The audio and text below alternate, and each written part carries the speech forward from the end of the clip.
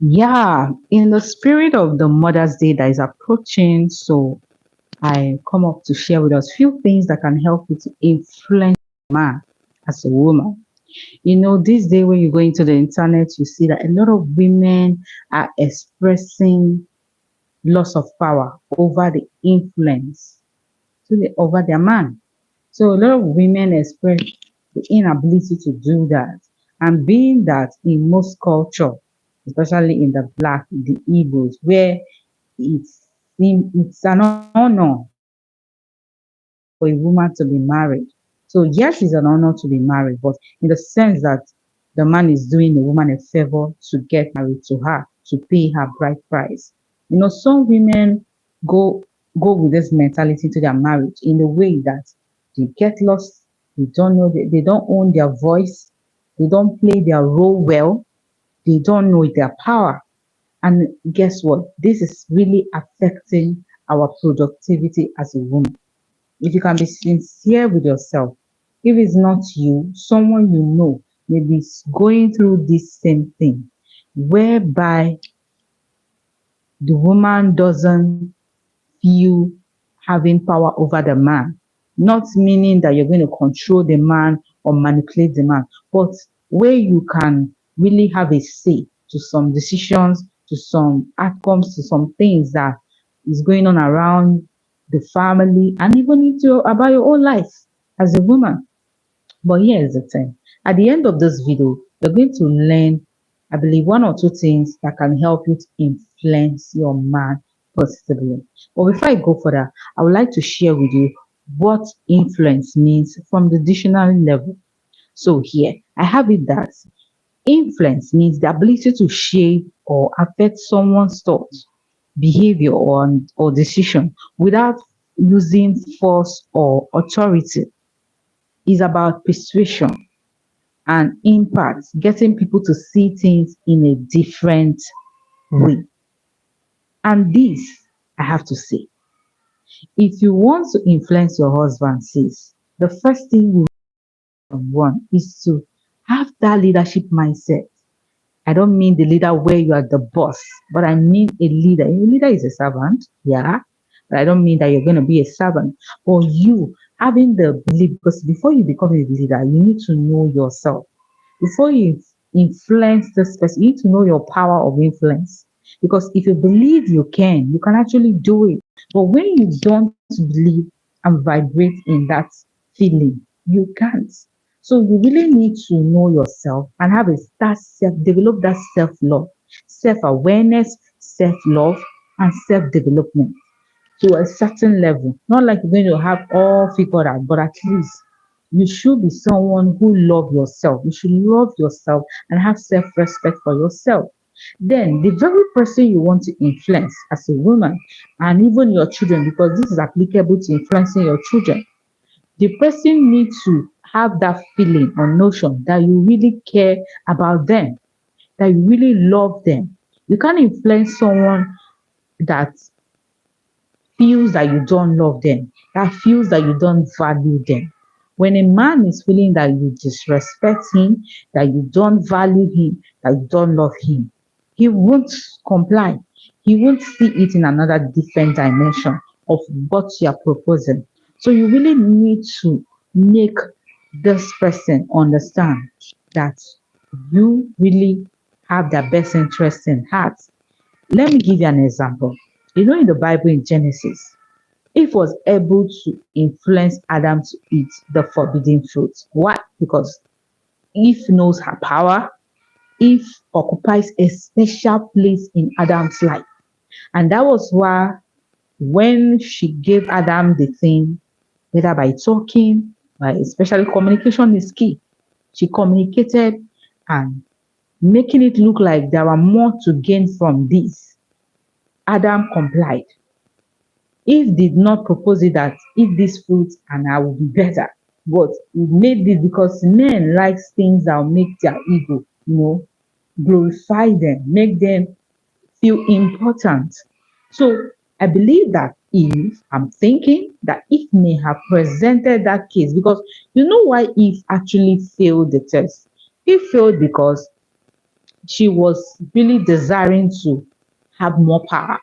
She was really desiring because the serpent asked Eve, when you eat, are you sure that when you eat this, you won't gain more knowledge to Eve was really serious about gaining more knowledge. And that was why she really complied. She fell into that test. She failed. And then she was able to influence her man. You know how powerful Adam is? Adam has been with God. Adam has been working with God, having a communion with God, only for someone to come and tell you how powerful a woman can be. A woman has the power. But so I want you to start thinking about this too, about yourself. Do you feel that you don't have the power? This could be based on maybe upbringing where people tell you you are not good enough. Maybe your parents, your family, mother, father may have made you not to look down on yourself. They may have looked down on you. And some of these things contributing to you not discovering yourself, not knowing your self worth. But I bet you it starts one day. You can start off one day to start taking the piece of yourself, discovering. And I'm going to give you a key that can help you. I'm talking about influence, but I'm going to give you a key that can help you to really find yourself. If you're a believer, this will also help you. Finding yourself is not just your degree. I've seen a lot of people who have great degrees, they are beautiful, but they don't believe they're beautiful. They don't even believe that they're worth being admired. They don't even see those things people are seeing in them. So, artificial things or outside things, external things, might not necessarily build you to define who you are. Apart from being a mom, you are somebody. You need to find your identity is in God. Your identity is in Christ. And that is where you can find your identity. And when you find it, nothing can take it away from you. Even if somebody says things that are negative about you, you know they are not saying the truth because that is not what God said you are. And the one you need to hold strong and tight is the report of He that made you. So I want you to really pay attention to this. First, you need to discover yourself. You need to really find yourself as a woman because you are created for a special purpose. You're not just created to give birth to children, to just be a wife. In fact, let me tell you, being a wife, coming to that very man's life is for two things. One is for you, or maybe let's say three things. One is for you to, the man to help you find yourself, to give you a safe space for you to build yourself, find yourself, and also for you to help the person as well, while he is also finding himself, becoming a better person, and also for you people to bring up offspring that you can influence, that you can help till they stand to be themselves. So these are the three major reasons why you are into that marriage. At times we go into the marriage, like for me, when I get it, I was so fantasizing getting into marriage. I want to get into marriage. I want to marry. I want to, I was not like I was when the time was right. I was really glamoring, having a big, fine picture of what will be happening there because of what I see on social media and every other thing. Yeah, my man is a great man. He's a good man. But there's some fancy romantic, there's some things, where they say, like this Odobu Parara that we just watched, is trending. So a lot of women aspire to have such kind of, the man open the door, the man will do this for you. Not like my husband doesn't do some of those things, but there is this fancy picture that is being painted around marriage on social media.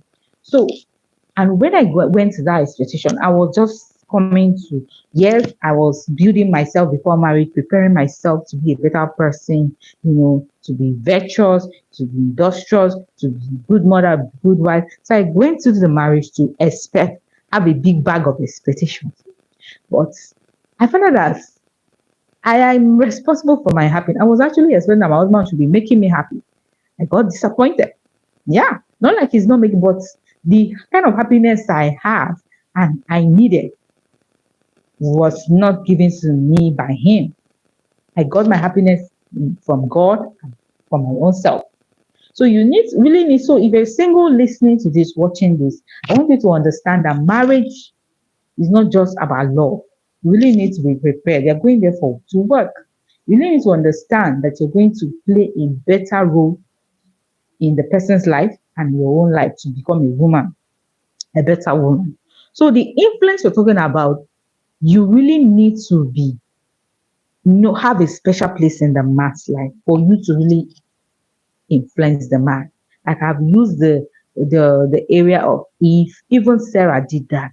Sarah occupied a special place in Abraham's life. Now the question is, are you occupying a special place in that man's life? Do you think yes? I know right now you might be confused, you might not be very sure because a lot of things is happening in that mind, make you not to know where you are. You might also feel hurt, you might also feel disappointed that this man is not taking care of me, not doing the way I want, or a lot of things that you're experiencing now. But I want you to understand that if that marriage was really designed, as in God told you that this is your man. That's even one of the answers I have to give to you. Another thing is that, are you people compatible? Are you people compatible? If you people are compatible, that means it's also working. Then another thing is, when you're feeling devastated in your marriage, I want you to really pause for a while and stop focusing on the negative aspect of the man that made you not feel okay. What are the qualities, good qualities in the man that you saw in the first place that made you say, yes, I do, I love that man? What are those qualities? Write them down and begin to focus on it and begin to pray over it and begin to. So, one of the key things you need to do is to soak yourself into prayer. No therapy can do this better. You can find your way to helping this man love you. You can find your way to helping this man love you the way you want, to serve you the way you want, to cherish you the way you want.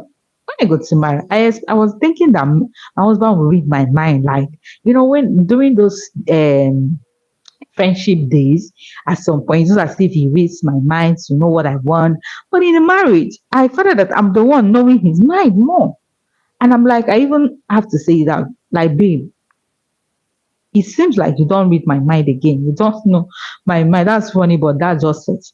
So I have to tell you the truth that, in fact, I get to find out that it's better that you, as a woman, read your husband's mind, know him when he do, you know what I mean. I just trying to give you an example. So really need to go into prayer to build an altar for God to help you. God will speak to you either through the word or through scripture or through a revelation, through dreams, through content. He's going to speak to you. I even believe that you watching this is also God directing you, helping you to tell you that your marriage is still intact. It's just that there are things that are missing that need to be put in place. So to influence this man, you really need to show him respect. First, have respect for yourself and also make him love you that you occupy a special place in his heart.